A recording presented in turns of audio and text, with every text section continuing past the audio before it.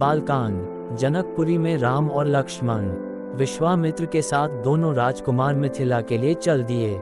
सिद्धाश्रम के अनेक अन्य ऋषि भी साथ में थे। विश्वामित्र तरह तरह की पौराणिक कथाएं सुनाते जाते। नए स्थानों और वनों में श्री राम उनसे पूछते और मुनि बड़े प्रेम से उनकी कथा बताते।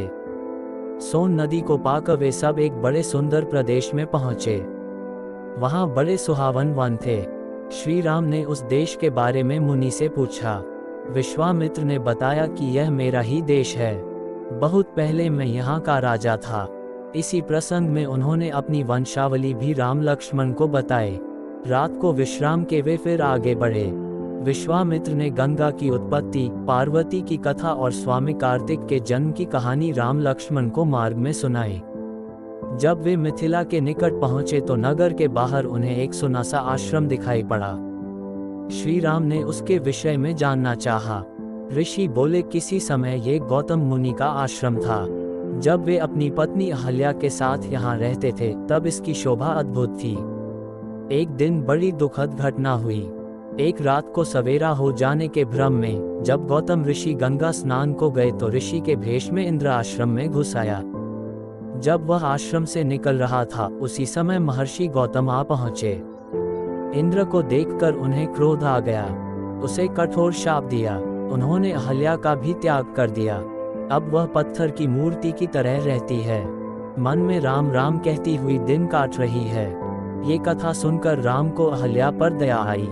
राम ने बढ़कर ऋषि पत्नी के पैर छुए। राम का स्पर्श पाते ही अहल्या शाप मुक्त हो गई।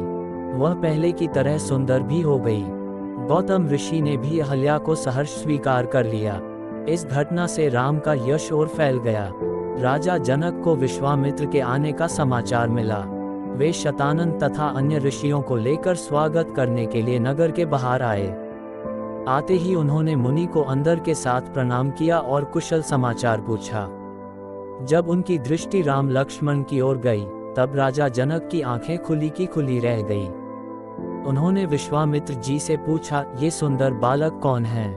किसी राजकुल के भूषण हैं अथवा साक्षात भगवान ही हैं? मेरा सहज बैरागी मन भी इन्हें देखकर इनकी ओर खींचा चला जा रहा है। विश्वामित्र ने कहा, महाराज आपका कहना ठीक ही है। ये कौशल नरेश महाराज दशरथ के पुत्र हैं। आपके सुनाब नाम के विचित्र धनुष को दिखाने के लिए मैं इन्हें अपने साथ ले आया हूँ। पुत्री सीता के विवाह के संबंध में जो आपने प्रण किया है उसे मैं सुन चुका हूँ। राजा जनक ने मुनि की स्तुति की और यज्ञशाला के निकट ही एक रमणीक उद्यान में मुनि और राम लक्ष्मण के ठहरने का प्रबंध कर दिया। तेही क्षण राम मध्य धनु तोरा, भरे भुवन धुरी घोर कठोरा। अगले दिन गुरु विश्वामित्र के साथ राम लक्ष्मण यज्ञशाला में गए। राजा ने उन्हें एक ऊंचे आसन पर बैठाया। विश्वामित्र ऋषि ने जब फिर धनुष की बात छेड़ी तब जनक ने सेवकों को बुलाकर धनुष ले आने की आज्ञा दी। ये धनुष लोहे के 8 पहियों वाले एक बड़े संद्रिक में रखा था। उसे खींचकर जब सेवक ले आए तब राजा जनक बोले, मुनिवर, ये शंकर जी का धनुष है। देवताओं ने हमारे एक पूर्वज देवरात को इसे दिया था। इस भारी धनुष को कोई नहीं उठा सका। प्रत्यंचा चढ़ाना तो दूर की बात है।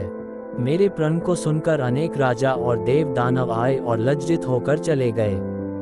गुरु का संकेत पाकर श्री राम ने धनुष सहज ही उठा लिया और ज्यों ही प्रत्यंचा चढ़ाकर उसे खींचना चाहा कि वह बीच से टूटकर 2 टुकड़े हो गया।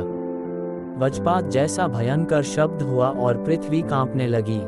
धनुष टूटते ही राजा जनक के हर्ष का ठिकाना न रहा। राम के सौंदर्य और बल विक्रम को देखकर वे बोले, मुनिवर, आपकी कृपा से मुझे अपनी प्यारी बेटी के लिए मनचाहा वर मिल गया।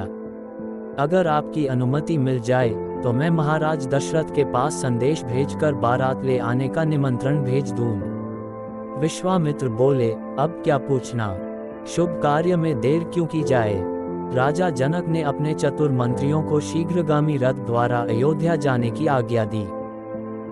दोस्तों, आपको हमारी यह कहानी कैसी लगी हमें कमेंट करके जरूर बताएं।